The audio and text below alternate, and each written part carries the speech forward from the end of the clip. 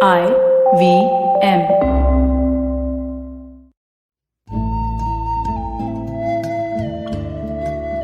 IVM के Hindi travel podcast टेढ़े मेढ़े रास्तों पर आपका स्वागत है। टेढ़े मेढ़े रास्ते ही क्यों? वो इसलिए कि घूमना भी तो ऐसे ही रास्तों की तरह पेचीदा और लगातार उतार चढ़ाव भरा होता है, जहां हर पल कुछ नया देखने और महसूस करने को मिलता रहता है। शर्त बस यही होती है कि आंख कान खुले रहने चाहिए। मैं हूं केशव चतुर्वेदी और मैं आपको ले चलूंगा इस जबरदस्त यात्रा पर और सुनाऊंगा ऐसी मजेदार कहानियां शहरों, किलों, महलों, सड़कों और सबसे अहम इंसानों की, जो पिछले 20 साल से ऐसे ही रास्तों पर भटकते हुए मैंने सिर्फ आपके लिए इकट्ठा की हैं। तो आइए शुरू करते हैं। बात 500 साल पुरानी है। जोधपुर के राजा राव जोधा के पहले बेटे बीका बड़े हो गए थे और अब उन्हें राजगद्दी मिलने वाली थी।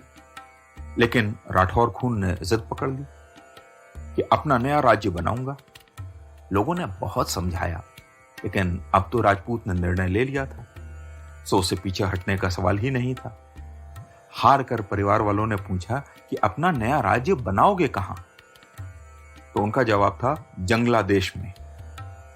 जंगला देश जोधपुर राज्य का वो इलाका था जो थार रेगिस्तान में आता था और यहां बालू के सिवा कुछ नहीं था।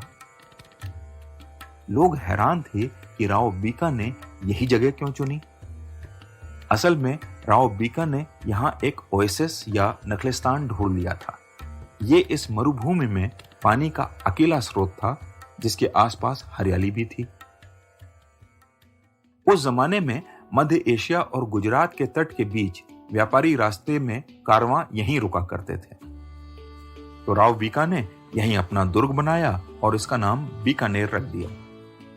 शहर बसा और राव बीका की तरह यहाँ के बाकी राजा भी हर समय कुछ नया करने की चाह के लिए राज्य को संवारने में जुट पड़े। समय के साथ राव बीका का किला तो खंडहर हो गया, लेकिन उसकी जगह बना जूनागढ़ का किला और लालगढ़ महल, जो आज बीकानेर की पहचान बन गए हैं। लालगढ़ महल को आपने कई फिल्मों में भी देखा होगा। मैं बीकानेर अक्षय तृतीया के दिन पहुंचा था।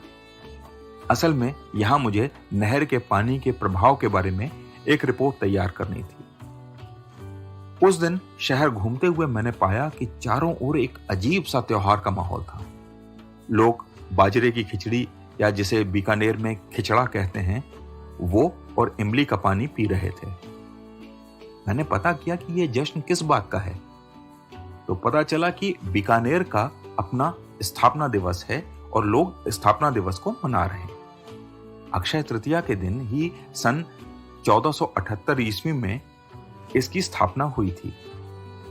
सुनकर अच्छा लगा कि भारत में कम से कम एक शहर तो ऐसा है जिसके निवासियों को उससे इतना लगाव है कि उसकी स्थापना दिवस मनाते हैं, वरना तो ये प्रथा मैंने भारत के किसी और शहर में नहीं देखी है।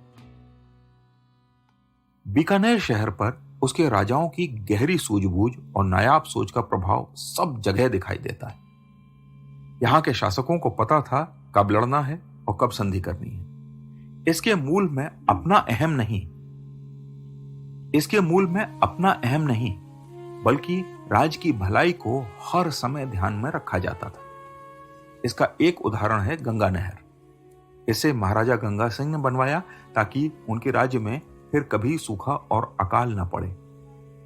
उनके शासनकाल में 1899 में भारत में अकाल पड़ा था, जिसमें लाखों लोग भूख से मर गए थे। उनकी बनवाई नहर में पंजाब से व्यास नदी का पानी बीकानेर तक लाया गया।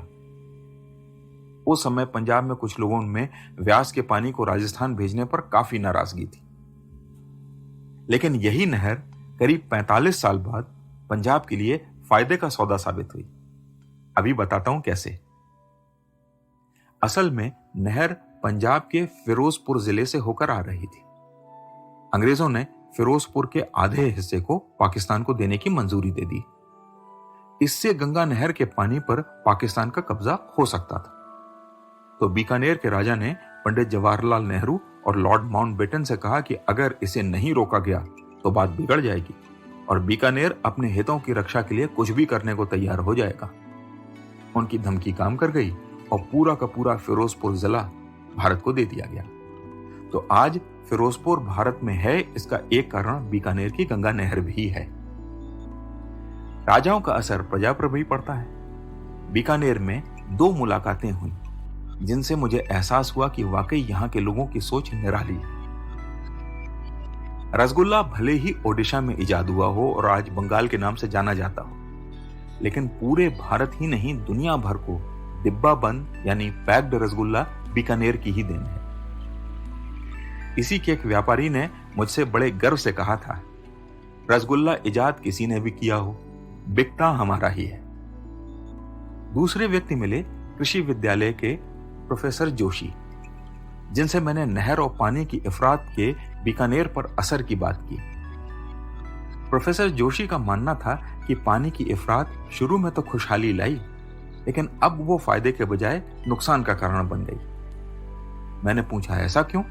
तो वे बोले, आदमी को जरूरत से ज्यादा कुछ नहीं देना चाहिए, उसे उसकी कदर नहीं रहती। मुझे लगा कि प्रोफेसर साहब अब बड़े बूढ़ों की तरह उल्हाना देने के मूड में आ गए हैं।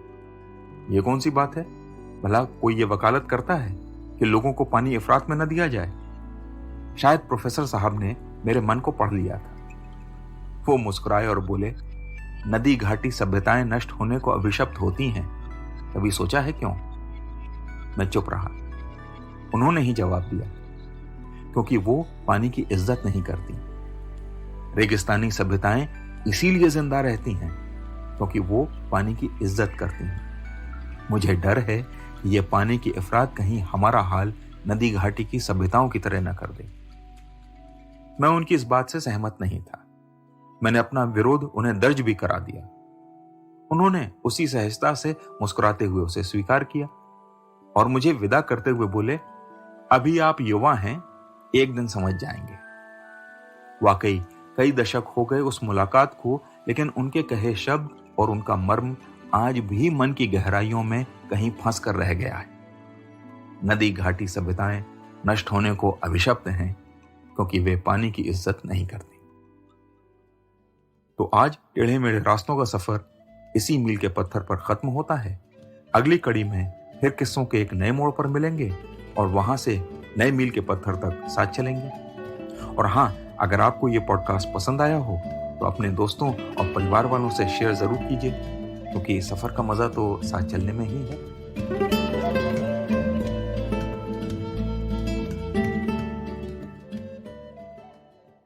Hey everybody, it's been another great week on the IVM Podcast Network. On The Habit Coach, Ashton speaks with Ken Honda, Zen millionaire and best-selling author in Japan. His new book, Happy Money, The Japanese Art of Making Peace with Your Money, teaches us how to improve our relationship with money. On Cyrus Says, founder and CEO of Finway, Rachit Chawla joins Cyrus to share some great financial advice on low-risk and no-risk deals.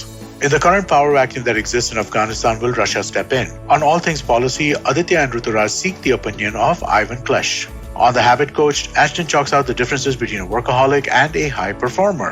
And on Smarter with Sid, Siddharth analyzes if the back-to-theater experience will change consumer behavior and attention span. Do follow us on social media. We're IVM Podcast on Twitter, Facebook, Instagram, and LinkedIn. And remember, if you're enjoying this show or any of our other shows for that matter, please do tell a friend. That is the most helpful thing that you could do to help us out. And finally, this week, we'd like to thank our sponsors on the network, Cred, Bank of Baroda, Quarter, CoinSwitch, Kuber, and Intel vPro. We really do appreciate the support. This is what makes it possible. Do you wonder why China does the things that it does? Or want to know how we could improve online privacy? Or perhaps you're thinking about how we can kickstart India's economy. If you'd like to search for the answers to such questions, check out All Things Policy, a daily public policy podcast that covers everything from employment figures to aircraft carriers. Tune in from Monday to Friday for new episodes and fresh takes.